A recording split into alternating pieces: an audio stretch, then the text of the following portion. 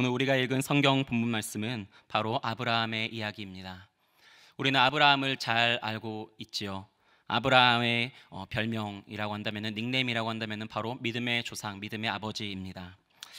하나님은 아브라함과 맺은 약속대로 그에게 복과 자손을 주시고 온 열방에게 복이 되게 하시는 하나님의 그런 축복을 주셨습니다. 그의 이름을 크게 하셨습니다. 아브라함의 복이 오늘 우리에게도 있기를 소원합니다. 할렐루야. 그런데 그를 믿음의 조상이라 하는 것은 그가 많은 복을 받고 그의 삶에 많은 응답과 축복을 받아서가 아니었습니다. 바로 그가 하나님 앞에 드리는 삶이었기 때문에 우리는 그의 삶을 보고 믿음에 있는 삶이라 말할 수 있는 것입니다. 믿음을 드렸고 순종을 드렸고, 어떻게 드렸느냐? 바로 하나밖에 없는 그 독자 이삭을 아끼지 않고 거리낌 없이 하나님께서 바치라는 그 말씀에 순종하며 그대로 바치기까지 하는 그런 믿음을 보여주었습니다. 바로 그와 같은 모습을 보고 우리는 아브라함을 믿음의 조상이라고 말할 수 있는 것입니다.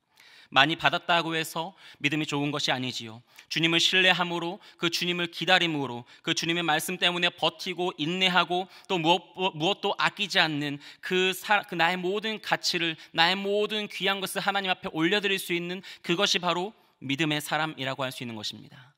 믿음의 본질은 얻음이 아닙니다. 버팀이며 기다림이며 하나님께 드리는 것입니다. 오늘 하나님이 나를 어려운 가운데에 두시고 나로 하여금 기다리게 하시고 버티게 하십니까? 그러면 그 자리가 바로 축복의 자리입니다. 오늘 나의 기도에 속히 응답하지 않으시고 기다리게 하시는 것도 역시 축복입니다. 내게 독자 이삭과 같이 가장 귀한 것을 달라고 하십니까? 그렇다면 그것도 역시 축복입니다. 바로 버팀과 기다림과 그 들음의 시간 속에서 우리는 비로소 나의 모든 허상과 나의 모든 우상이 사라지고 나의 모든 욕심과 나의 탐심이 사라지고 오로지 예수 그리스도만 남게 되는, 오로지 하나님으로만 채워지는 것을 경험할 수 있기 때문입니다. 우리가 하나님의 말씀을 나눌 때에 하나님께서 주실 것입니다, 축복하십니다라고 하면은 아멘이 잘 나오는데요, 그런데 드려야 됩니다라고 하면은 도무지 아멘이 잘 나오지 않습니다. 그것이 우리의 모습이지요.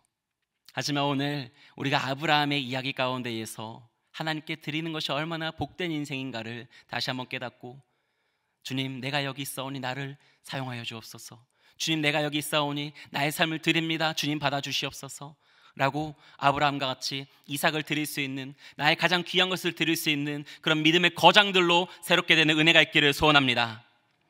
먼저 믿음에는 시험이 불가피하다는 것을 우리는 알 수 있습니다. 하나님은 아브라함을 시험하려고 그를 불렀다고 성경은 말하고 있습니다. 우리가 읽지는 않았지만 22장 1절 말씀에 하나님이 아브라함을 시험하시려고 그를 불렀다고 말하고 있습니다. 하나님은 그 아브라함을 시험하려고 하셨습니다. 그러나 그 하나님의 시험은 이 세상 사람들의 시험이나 이 땅에 있는 시험과는 다릅니다. 하나님의 시험하시는 이유는 우리를 탈락시키려고, 우리를 골탕 먹이기 위해서가 아닙니다. 우리를 단련하고 성장시키고 순금같이 정결하게 우리를 만들기 위해서 우리를 시험하십니다. 그 하나님의 시험에는 목적이 있죠. 하나님의 그 목적과 의도가 무엇일까요? 그리고 그 시험에는, 모든 시험에는 기준이 있습니다. 그 하나님의 기준이 무엇일까요? 먼저 아브라함을 시험하시는 그 하나님의 목적과 의도는 무엇이냐? 창세기 12장 2절 말씀을 보면 알 수 있습니다. 내가 너로 큰 민족을 이루고 내게 복을 주어 내 이름을 창대하게 하리니 너는 복이 될지라. 바로 이것이 하나님께서 아브라함과 맺은 언약이지요. 내가 너로 큰 민족을 이루고 내게 복을 주어 내 이름을 창대하게 하리니 너는 복이 될지라. 아멘. 하나님이 아브라함을 시험하시는 이유가 있다면 바로 아브라함을 복이 되게 하기 위함입니다. 바로 아브라함을 복으로 사용하시기 위하여서, 그로 하여금 큰 민족을 이루기 위하여서, 그로 하여금 그의 이름을 창대하기 위하여서 그를 시험하신 것입니다. 시험이 없이는 성장이 없습니다. 두려움의 밤이 없이는 소망의 빛의 그 가치를 알 수 없는 것입니다. 하나님은 아브라함에게 그의 시험을 내셨는데 그 시험은 말도 안 되는 시험 문제였지요. 100세가 되어서 얻은 그 아들, 그 이삭을, 그 하나밖에 없는 그 독자를 하나님께서는 지금 내어놓으라고 하는 것입니다. 그러나 아브라함은 이 하나님의 시험에 어떻게 반응하였습니까? 순종하였습니다. 바로 이것이 하나님의 기준인 것이지요. 하나님의 기준은 단 한 가지입니다. 바로 순종입니다. 에덴 동산에서도 하나님의 그 기준은 순종이었습니다. 노아에게 있어서도 하나님의 기준은 순종이었습니다. 광야에서도 하나님의 기준은 순종이었습니다. 모세에게 있어서도, 이스라엘 백성에게 있어서도, 그 홍해 앞에 있어서도, 그 요단강 앞에 있어서도, 그 여리고성 앞에 있어서도 하나님의 기준은 항상 순종, 그 한 가지였습니다. 오늘도 마찬가지입니다. 십자가를 믿음으로, 십자가 앞에 믿음으로 순종하고 그리스도께서, 성령께서 내 안에 일하시도록 그 순종하는 자를 하나님께서는 기뻐하시고 바로 그런 이들을 부르셔서 복이 되게 하시는 것입니다. 믿음의 사람은 하나님의 말씀에 전적으로 순종하는 사람입니다. 순종의 모습을 보고 우리는 그 사람이 믿음이 있다, 믿음이 없다라는 것을 알 수 있지요. 야고보서 2장 말씀을 보면 믿음에 대한 기준이 또 한번 명확하게 나옵니다. 2장 18절 말씀에 어떤 사람은 말하기를 너는 믿음이 있고 나는 행함이 있으니 행함이 없는 내 믿음을 내게 보이라. 나는 행함으로 내 믿음을 내게 보이리라 하리라 라고 말하고 있습니다. 믿음이 있다고 한다면은 그 믿음에 따르는 행함이 있다는 것이지요. 그럼 그 믿음에 따르는 행함이라는 것은 무엇입니까? 내 마음대로 행하는 것입니까? 아닙니다. 주님의 말씀 앞에, 말씀 한 구절 한 구절에, 그 한마디 한마디에 경외하고 귀 기울여 듣고 그 한 구절 한 구절에 순종함으로 나아가는 것입니다.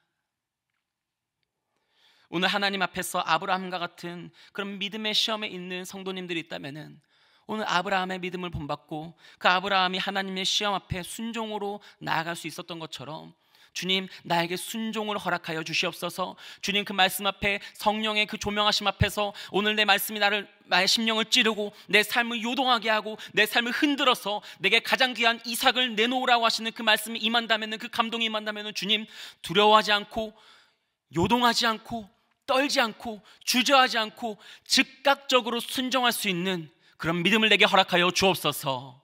바로 그렇게 나아가는 것입니다. 오늘 하나님께서 그렇게 아브라함을 시험하시고 그 기준으로 나아가신 그 결과는 무엇입니까? 우리는 아브라함의 이야기를 잘 알고 있지요. 아브라함이 그 믿음으로 이삭을 드렸을 때에 하나님은 그 이삭을 취하셨습니까? 아닙니다. 그 이삭보다 하나님께서 예비하신 그 숫 양으로 하여금 하나님께서 준비하시는 그 하나님 되심을 나타내어 주셨습니다.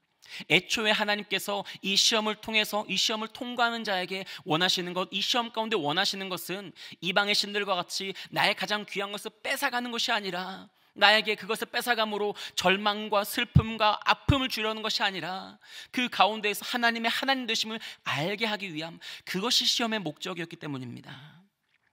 오늘 우리가 아브라함과 같이 믿음으로 그 하나님께서 허락하시는 시험 가운데 나아갈 때에 우리는 어떻게 됩니까? 바로 하나님의 벗이라고 하는 그런 칭함받는 은혜가 있는 것입니다. 야고보서 2장 23절은 이렇게 말하고 있습니다. 이에 성경에 이른바 아브라함이 하나님을 믿으니 이것을 의로 여기셨다는 말씀이 이루어졌고 그는 하나님의 벗이라 칭함을 받았느니라.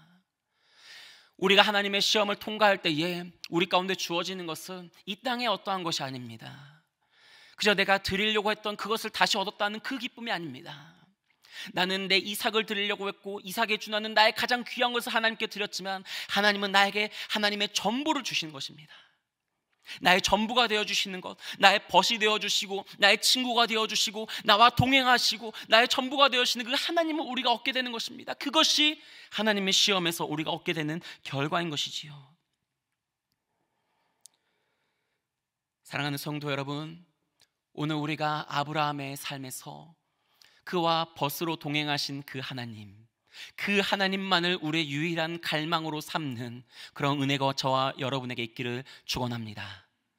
두 번째로 바로 이런 믿음의 삶에는 준비하시는 그 하나님을 경험하기 위해서는 바로 믿음에는 조력이 필요하다는 것을 알아야 합니다. 믿음에는 조력이 필요합니다. 돕는 자가 필요합니다. 돕는 힘이 필요합니다. 아브라함이 순종하고 사흘길을 걸어서 하나님이 일러주신 그 모리아 산에 이르렀습니다. 그때에 있어서 그 아들 이삭은 의아했지요. 아니, 우리 아버지 아브라함이 제사를 드리러 간다고 분명히 말했는데 그 가는 길에 제사에 써야 할 그 양은 보이지 않는 것입니다. 그래서 아버지한테 물어봤지요. 아버지, 불과 나무는 있는데 번제할 어린 양은 도대체 어디 있습니까? 라고 물어봅니다. 이삭은 제물이 어디 있는지를 물었으나 아브라함은 하나님이 준비하실 것이라는 아리송한 대답을 합니다. 그러더니 그 산에 도착하여 하나님이 일러준 곳에 도착하여 그 자리에서 이삭을 묻고 그를 죽이려고 하는 것입니다. 오늘 이 일은 누구의 믿음입니까? 성경은 아브라함의 믿음을 이야기하고 있습니다. 명백히 아브라함의 믿음의 사건입니다. 그러나 우리는 이 가운데서도 이삭 역시 그에게 믿음이 있었다는 것을 한번 생각해 볼 수 있지요. 그러나 그것이 좀 앞선 생각이라고 한다면은 적어도 그 이삭의 믿음까지는 가지 않더라도 이삭은 그 아브라함의 믿음의 사건에 내가 죽기까지 내 아버지의 그 믿음의 일에 또한 동참하겠다는 그런 마음으로 나를 서슬퍼런 눈으로 죽이려고 하는 그 아브라함의 그 칼을 들고 나에게 달려드는 그 아버지의 모습 앞에 잠잠히 있었던 것입니다. 여러분, 만약에, 물론 역사에 만약에라는 가정은 없지만 우리가 만약에라는 한번 생각 안에서 그 상황들을 우리의 현실에 놓고 한번 생각해 보면 좋겠습니다. 만약에 우리 삶에서 하나님이 이삭을 바치라는 그런 어떤 하나님의 그런 말씀이 떨어졌고 그 가운데에서 순종함으로 나의 남편이 우리 집에 가장 귀한 것을 가지고 하나님께로 나아가려고 한다고 해봅시다. 여러분, 어떻게 하시겠습니까? 나의 아내가 우리 삶에, 우리 가정에 가장 귀한 것을 하나님께 바쳐야 한다고 나아가려고 하는 것을 본다고 하십시다. 어떻게 하시겠습니까? 아브라함의 가정도 마찬가지겠지요. 오늘의 현대로 놓고 봤을 때에 아브라함이 그 아들 15살쯤 되는 그 아들 이삭을 데리고 그 멀리 사흘길을 가서 제사를 드리려고 할 때에 그 아내 사라가, 아니 가기는 어딜 가냐고, 당신 가려면 당신 혼자 가라고, 이 아들은 공부하기에 바쁘고 이 아들은 독자기 때문에 혹시라도 몸이 상하면 안 된다라고 그 갈 길을 막았다면은 어떤 일이 벌어졌을까요? 아무 일도 일어나지 않았겠지요. 또 한편으로는 그 이삭이 그 아버지에게 아버지 재물이 어디 있습니까? 라고 할 때에 그 아브라함이 하나님이 준비하실 거야 라는 그 말에 그 쎄함을 느끼고 전력으로 도망을 갔다면 어땠을까요? 만약에 그 이삭이 15살 정도 되는 그 이삭이 어느 정도 힘이 있고 어느 정도 그 100세가 넘은 그 아버지와 함께 씨름하면은 누가 이길까요? 만약에 그 나를 잡으려고 달려든, 나를 묶으려고 하는 그 아버지에게 대들고 덤비고 항변했다면은, 만약에 그렇다면 어떤 일이 벌어졌을까요?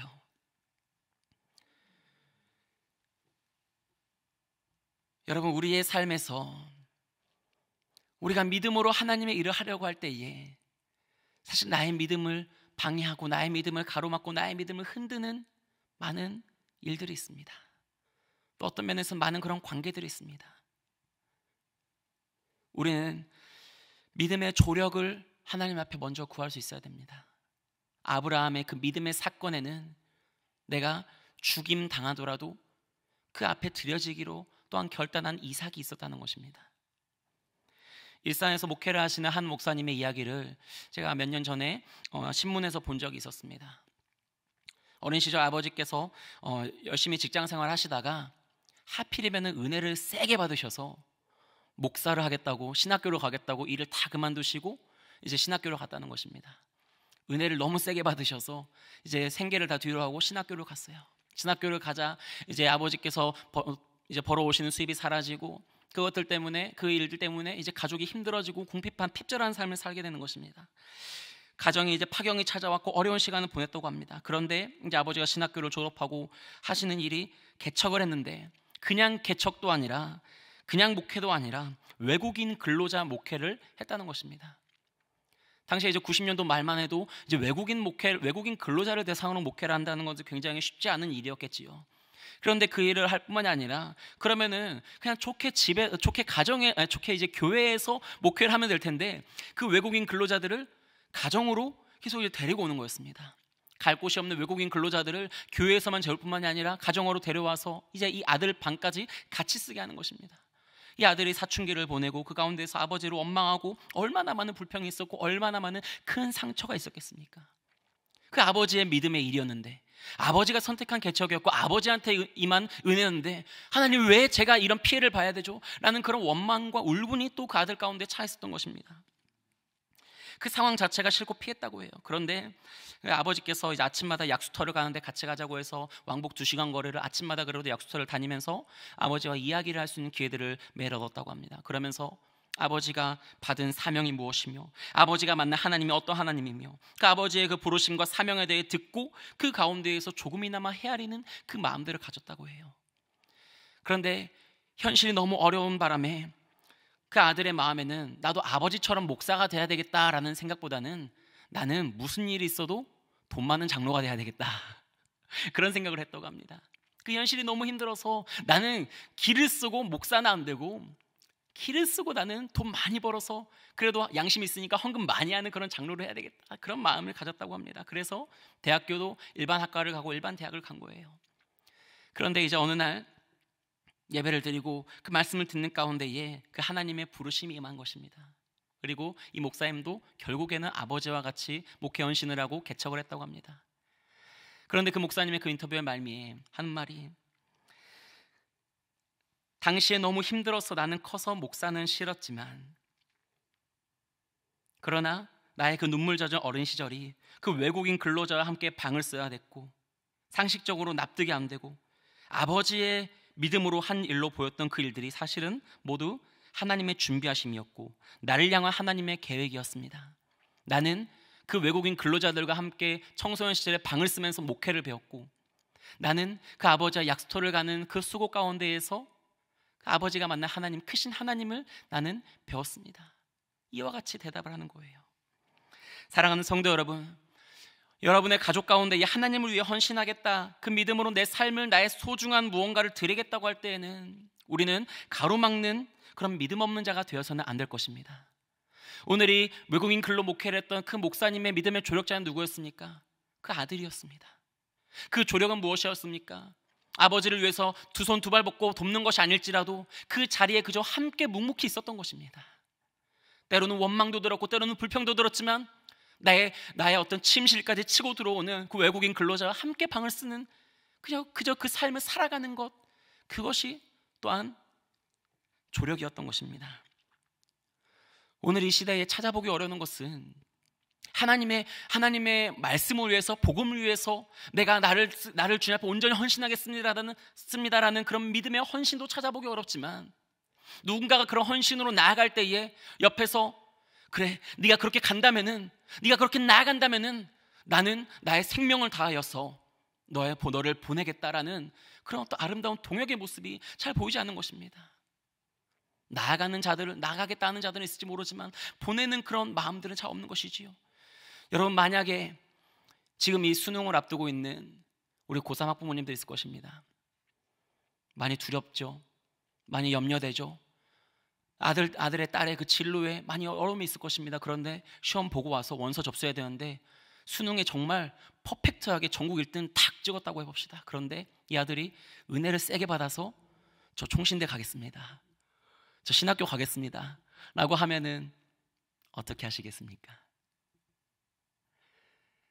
우리는 시험에 좋은 점수를 받고 이 땅에서 잘 사는 나의 자녀들의, 나의 어떤 가정의, 나의 미래를 생각합니다. 하지만 우리의 삶은 하나님께 잘 쓰임받는 것이 중요한 것이, 내가 이 땅에서 잘 먹고 잘 사는 것, 내가 높아지는 것이 중요한 것이 아니라는 것을 너무나도 잘 알고 있습니다. 야고보서 말씀에 우리가 본 것처럼 우리는 믿음이 있다고 하지만 그 믿음대로 행하는 것이 없습니다. 우리가 머리로 너무나도 알지만 우리의 가슴에도 그 하나님의 말씀이 임하여서 때로는 뜨겁게 나도 주님을 위하여서 나를 드리겠습니다라는 마음이 있고, 그래 내 자녀가 주님 앞에 서원한다면 나는 뒷받침하겠다라는 그런 마음도 있을지 모르지만 거기서 멈춰버리는 그 삶이 그 하나님의 나라의 일들을 가로막고 있지는 않냐는 것입니다. 믿음으로 나아가는, 믿음으로 비전을 던지는, 그 믿음으로 성령의 충만함으로 나아가는 그 한 사람이 있다면은 우리는 또한 그 한 사람과 함께 동역하며 그 한 사람의 그 조력하며 그와 함께 죽기까지를, 이삭과 같이 내가 죽어지는 제물이 될지라도 나는 하나님의 제단에 드려지는 제물이 된다면은 그것으로 나는 만족하고 그것으로 나는 기뻐하고 그것이 나의 삶의 가장 큰 영광이 될 것이다라는 그런 고백이 또 우리 안에 있어야 되지 않겠습니까? 바로 이러한 믿음으로 나아갈 때에 우리는 그 하나님의 준비하심을 볼 수 있습니다. 또 이 믿음으로 나아갈 때에, 믿음으로 나아간다는 이 삶은 바로 하나님의 준비하심에 맞추는 것입니다. 아브라함은 그에게 어린 양이 어디 있냐고 묻는 이삭에게 의미심장한 말을 했다고 했죠. 창세기 22장 8절에 이렇게 말합니다. 하나님이 자기를 위하여 친히 준비하시리라. 셋째로 믿음은 하나님의 준비하심에 맞추는 것입니다. 바로 창세기 말씀 가운데 자기를 위하여 친히 준비하시는 그 하나님의 일 가운데에 우리를 내어드리는 것입니다. 하나님의 명령에 따라 아들을 제물로 바쳐야 할, 하나님이 일러주시는 곳으로 가는 그 아브라함이 무슨 생각을 하고 있었는지를 우리는 이 대목에서 알 수 있지요. 하나님이 자기를 위해서 준비하실 것이라는 것을 아브라함은 믿었고 알고 있었습니다. 하나님이 자기를 위하여 친히 준비하시리라. 사랑하는 성도 여러분, 아브라함의 그 믿음의 기초는 무엇이었죠? 바로 하나님 그분 자체였습니다. 하나님이 어떤 분인지를 너무나 잘 알았던 것입니다. 그 하나님의 신실하심과 그 하나님의 모든 전능하심과 그 하나님의 선하심과 그 하나님의 온유하심과 나를 향한 그 놀라운 그 사랑을 아브라함은 신뢰했던 것입니다. 하나님이 나를 사랑하신다면은 하나님은 자기를 위해서 준비하신 무엇인가가 있을 것이다라는 그 확신이 있었던 것이지요. 나의 지난 경험이 아닙니다. 나의 판단이 아닙니다. 오늘 이 성경 말씀은 창세기 22장은 많은 성서 비평학자들에게 비판을 받는 구절 중 하나입니다. 무엇이냐면은 바로 인신 제사를 하나님이 요구하고 있다는 것이죠. 당시 이방신들에게 있어서는 인신 제사는 당연한 것이었습니다. 그런데 오늘 하나님이 마치 인신 제사를 요구하는 것 아니냐라는 그런 비판이 있습니다. 인본주의의 역사는, 인본주의의 관점은 하나님을 자꾸 배제하려고 하지요. 인간을 중심으로 하나님을 판단하곤 합니다. 그래서 우리 삶에 하나님이 이삭을 내어놓으라고 하면은 아니야, 우리 하나님은 그런 분이 아니셔 라고 하면 나를 중심으로 나를 사랑하시는데 에이 설마 그렇게까지 원하실까? 라는 그런 나의 판단과 나의 기준 안에서 그 하나님을 판단하고 하나님의 일을 축소하고 나의 상황과 여건에 맞게 합리화하는 그런 일들을 하는 것입니다. 그러나 아브라함은 하나님 앞에 왜죠? 라고 항변하지 않았습니다. 싫습니다 라고 하지 않았어요. 이 정도면 될까요? 라고 합리화하지 않았습니다.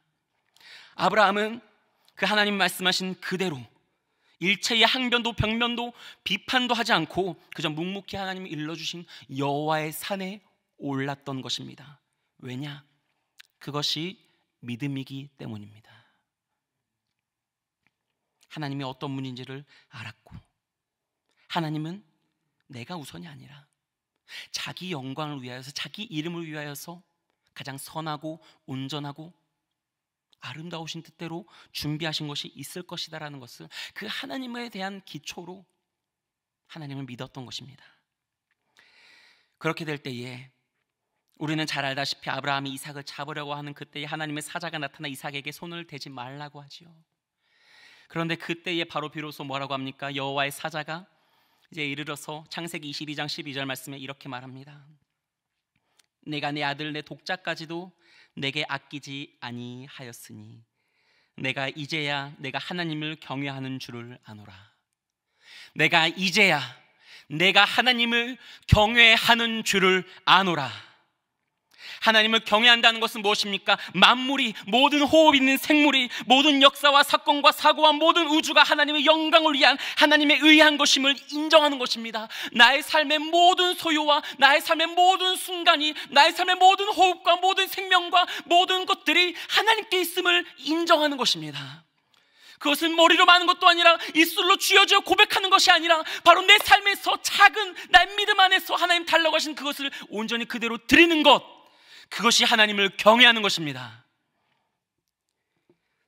우리는 자꾸 하나님을 나를 위한 하나님, 나의 수준에, 나의 중심에 맞춰 그 하나님의 일들을 축소합니다. 그렇기 때문에 기도도 안 되고, 그렇기 때문에 기도에 아무런 일도 일어나지 않고, 그렇기 때문에 우리 삶에 하나님과 함께한 그 여호와의 일회를 경험한 일이 없고, 그렇기 때문에 우리 삶의 기초가 흔들리고, 그렇기 때문에 잘못된 반석이 우리의 집의 기초가 돼 있으니 그 반석을 세상에 치면은 그냥 무너져 버리는 것입니다. 고난이 오고 하나님의 시험이 임하면은 불평이 임하고 원망이 임하고 도저히 그 앞에 하나님의 선하심과 인자하심을 찬양하지 못하는 믿음 없는 그런 모습들이 우리 안에 있는 것이지요. 사랑하는 성도 여러분, 오늘 다시 한번 우리의 삶의 믿음의 기초를 점검하는 시간 되기를 원합니다. 믿음은 하나님께 맞추는 것입니다. 하나님의 준비하심에 맞추는 것입니다. 하나님께서 준비하고 계실 그 상에 맞추어서 나를 내어드리는 것입니다. 하나님만큼의 우리의 믿음의 수준으로 우리 삶을 올려드리는 저와 여러분 되시기를 축원합니다.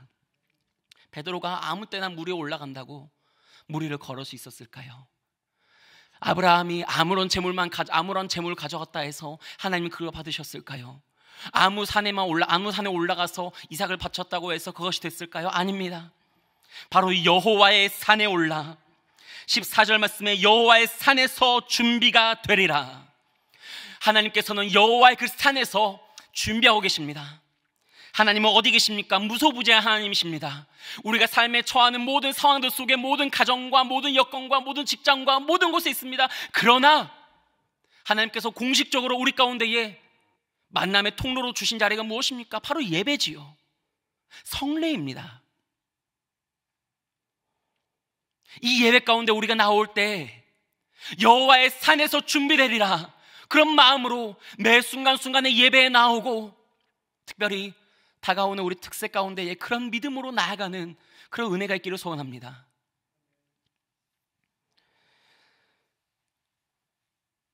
이번 주부터 저는 우리 중등부 아이들에게 한 가지 도전을 줬습니다. 한 2주 전쯤에, 이번 주 이제 토요일부터 저희 중등부에서 미라클 홍성이라고 해서요, 청소년 새벽 기도회를, 토요 새벽 기도회를 하려고 합니다. 한 2주 전쯤에 아이들하고 제자 훈련을 하면서 아이들에게 그런 얘기를 했어요. 늘 아이들에게 가르치는 것은, 너네가 여기 제자 훈련은 이 책상에 앉아서 하는 것도 아니고, 너네가 이걸 했다고 제자가 되는 게 아니라 이걸 통해서 이제 제자로 어떻게 살아가야 될까라는 하나님 앞에서 질문을 가지고 나아가는 것이다 라고 가르쳤습니다. 그리고 그러면 우리가 어떻게 하면 더 하나님을 알 수 있을까, 더 하나님을 어떻게 하면 더 가까이 할 수 있을까 라는 그런 이야기들을 했어요. 은근슬쩍 던졌습니다. 새벽 기도에 그렇게 하나님께서 기뻐 받으신다는데 토요일에 우리가 새벽 기도가 없는 것 같은데 라고 얘기를 했습니다. 그랬더니 그 아이들이 몇 명이 그러면 우리가 토요일 새벽 기도를 하겠습니다 라는 거예요. 너무 기특하죠. 그래서 그 아이들과 처음에 한 3명 되는 아이들과 그 얘기를 했습니다. 자, 그러면 누가 또 올 수 있겠니? 라고 해서 또 누구요 얘기를 하더라고요. 그렇게 한 지금 7명 정도가 모였습니다. 그래서 이거는 저는 뭐 대외적으로 광고하고 많은 사람들이 오는 거 아니요, 그 중요하지 않습니다. 그 7명만 변해도, 그 7명만 아브라함 같은 믿음의 사람이 되어도 세상은 하나님의 나라가 될 것입니다.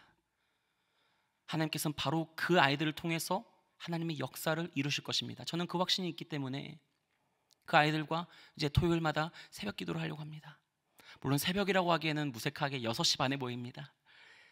아이들의 그 어떤 생체 리듬을 너무 깨트리면 안 되겠다 생각이 들어서 6시 반에 모여서 새벽 기도 예배 드리고, 그리고 1시간 성경 읽기 하고, 1시간은 영어 성경으로 공부하고, 그 다음은 또 1시간 정도는 너네가 이제 가져온 뭐 수학이 됐던 뭐 나름대로 자기주도 학습을 할 수 있는 걸 가져와서 하거라 라고 했습니다. 그렇게 해도 이 일과가 끝나도 10시 반밖에 안 되는 것이지요. 그렇게 너네가 시간을 하나님을 말씀 중심으로, 예배를 중심으로 너네 시간을 관리하고 재편하는 그것들을 연습할 수 있는 기회가 되면 좋겠다라는 그런 마음이었습니다. 기도해 주십시오. 우리 교회는 참 복된 교회입니다. 그렇게 믿음으로 또 자기의 어떤 가장 늦잠 잘 수 있는 그 시간을 그 10대 아이들이 내어놓기 때문입니다.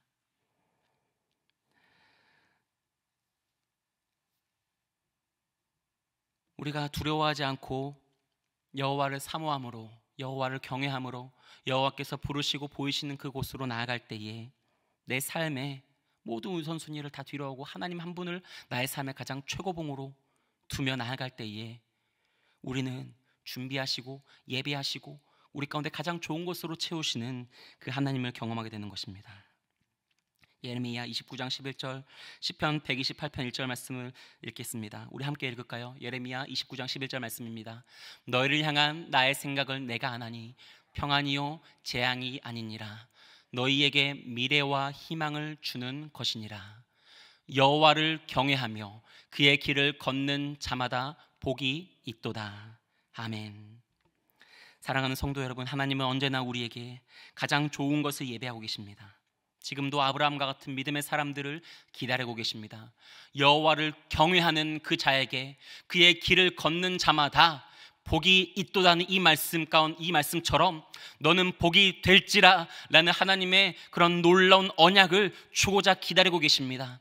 하나님은 지금도 준비하고 계십니다. 믿음의 사람들의 헌신과 나를 드림과 나의 모든 삶의 우선순위를 하나님께 마치고 하나님의 영광을 위하여서, 주의 교회를 위하여서, 하나님의 나라와 하나님의 의를 위하여서 나를 드리려고 하는 그 모든 자들에게 하나님께서는 준비하고 계십니다. 가장 좋은 것들로, 가장 맞춤형의 은혜로 준비하고 계시는 줄 믿으시기 바랍니다. 바로 우리가 그 하나님을 신뢰할 수 있는 것은 너를 향한 나의 생각은 내가 하나님 평안이요 재앙이 아니니라, 너희에게 미래와 희망을 주는 것이니라. 바로 이 말씀이 기초가 되기 때문입니다. 여호와 하나님을 신뢰하십시오. 주님의 생각은 평안입니다. 재앙이 아닙니다. 미래와 희망을 주는 것입니다. 나의 것을 드리기를 아까워하지 마십시오. 나의 것을 하나를 드릴 때에 열로 갚아주시며, 나의 가장 귀한 것을 드릴 때에 나 하나님 모든 것을 주시는 하나님의 하나님 되심을 우리에게 알게 하시는 그 놀라운 주님을 우리가 매 순간순간마다 경험하게 되고, 특별히 매 주일 예배와 매 수요 예배와 매 금요 기도회와 매 새벽 기도마다 경험하게 되는 놀라운 은혜와 역사와 그런 충만함이 있기를 간절히 축원합니다. 아멘. 제가 오늘 이 시간 이 말씀을 준비하면서 정말 마음에 감동했던 찬양이 하나 있습니다. 여러분 잘 아실지 모르겠지만 주가 일하시네라는 찬양입니다. 이 찬양을 우리가 함께 찬양하고 기도하는 시간을 가졌으면 좋겠는데요, 이 가사를 제가 먼저 한번 읽어드리겠습니다. 날이 저물어 갈 때, 그 빈들에서 걸을 때, 그때가 하나님의 때. 내 힘으로는 안 될 때, 빈손으로 걸을 때 내가 고백해 여호와 이래. 우리 모인 이곳에 주님 함께 계시네. 누리네 아버지 은혜. 적은 떡과 물고기 내 모든 걸 드릴 때 모두 고백해 여호와 이래. 주가 일하시네. 주가 일하시네. 주께 아끼지 않는 자에게. 주가 일하시네. 주가 일하시네. 신뢰하며 걷는 자에게. 사랑하는 성도 여러분, 주님은 우리 가운데 일하십니다. 주님은 신뢰하는 자에게 일하십니다. 나에게 빈손이 되어서 주님 저는 드릴 이삭도 없습니다. 주님 너무 어쩌면 지금까지 다 드렸는데 뭘 더 달라고 하십니까? 이미 내게서 다 가져가셔서 나는 빈손이 아닙니까? 그렇게 탄식하는 분이 있을지 모릅니다. 아니요, 이제 그러면은 그 빈손을 드리십시오. 주님 앞에 모든 걸 다 드리고 복이 될지라라고 하셨는데 도대체 복이 보이지 않는, 내가 복인 것 같지 않아 보이는 그 비참함까지도 하나님 앞에 드리십시오. 하나님께서는 여러분을 멸시하지 않으십니다. 바로 그런 믿음의 사람들을 멸시하지 않으십니다. 오늘 이 시간 함께 찬양하면서 그런 우리의 모든 마음과 삶과 또 우리의 눈물까지도 주님 앞에 드리고 준비하시는 그 하나님 여호와 이레를 다시 한번 신뢰하며 나아가는 은혜가 있기를 원합니다. 날이 저물어 갈 때, 날이 저물어 갈 때, 빈들에서 걸을 때, 그때가 하나님의 때. 내 힘으로 안 될 때, 빈손으로 걸을 때 내가 고백해 여호와 이래. 주가 일하시네. 주가 일하시네. 주가 일하시네. 주께 아끼지 않는 자에게. 주가 일하시네. 주가 일하시네. 신뢰하며 걷는 자에게. 우리 모인 이곳에, 우리 모인 이곳에 주님 함께 계시네. 누리네 아버지 은혜. 적은 떡과 물고기 내 모든 걸 드릴 때 모두 고백해 여호와 이래.